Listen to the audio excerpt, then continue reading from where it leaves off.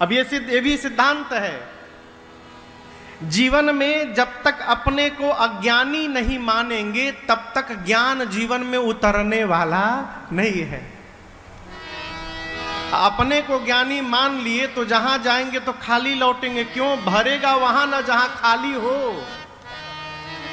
आप तो माने बैठे कि हम भरे हुए हैं ज्ञान से।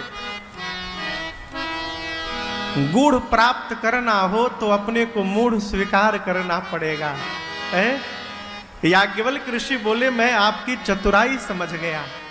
आप राम जी के भक्त हैं, आप कथा सुनना चाहते हैं, मैं आपको कथा सुनाने जा रहा हूं, आदर पूर्वक सुनिएगा और आप दर्शन करिए।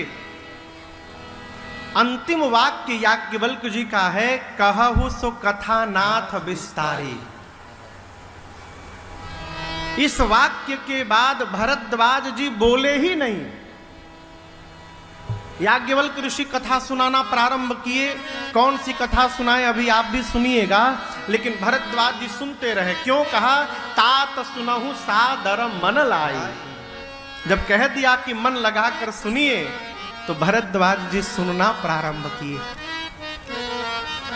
एक बात कहूं आपसे, जीवन की 100 समस्याओं की एक दवाई है,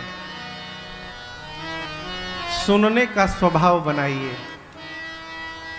कहा महाराज? घर में, परिवार में, घर में समस्या ही तब जन्म ले रही है जब हम अपने बड़ों की बात सुनना बंद कर दिए हैं। बाबूजी बोलना प्रारंभ करिए, बाबूजी आपको समझ में नहीं आ रहा है, पहले चुप रहिए, हमारी बात सुनिए। जे जन्म दिले बा हम उनके समझाएं। अब सभी समस्याओं के जड़ का नाम है हम सुनना बंद कर दिए हैं। सुनने का स्वभाव बनाइए।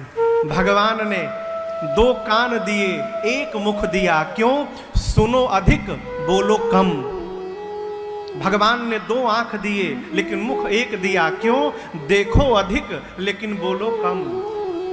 लेकिन हम मानो सहस्त्र मुख लेके बैठे हो, चुप होने का नामे नहीं ले रहे।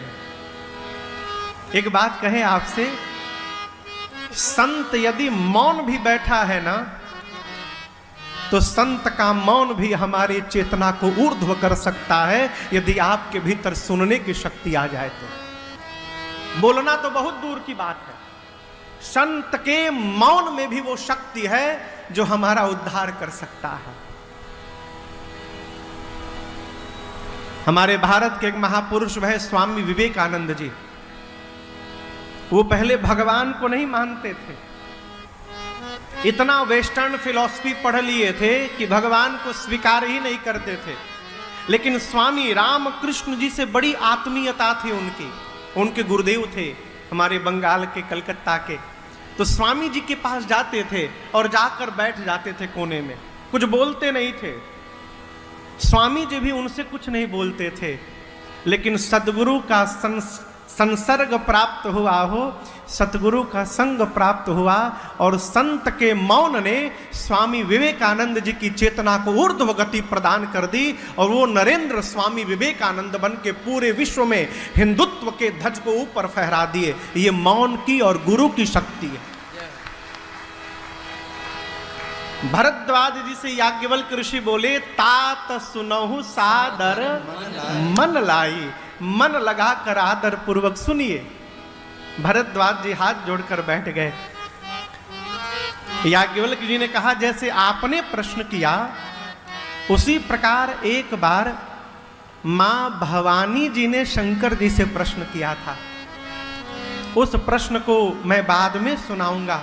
अभी बीच में एक दूसरी कथा आपको सुनाता हूं। भरद्वाज जी, एक बार त्रेता युग में भगवान शंकर अपनी अर्धांगिनी मैया सती जी को लेकर कथा सुनने के लिए अगस्त ऋषि के आश्रम गए। अगस्त ऋषि ने भगवान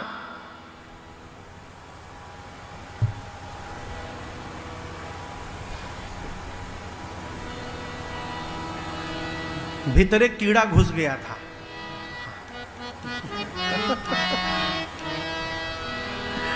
अगस्त ऋषि ने भगवान शंकर जी को देखा, आदर सत्कार किया पूजन किया, श्रेष्ठ आसन पर पधराया। लेकिन यहां पर दर्शन करिए, किसी भी का भी आकलन अपनी चेतना से किया जाता है। कई बार हम अपने भ्रम को दूसरे के व्यवहार पर लाद देते हैं। यहां भगवान शंकर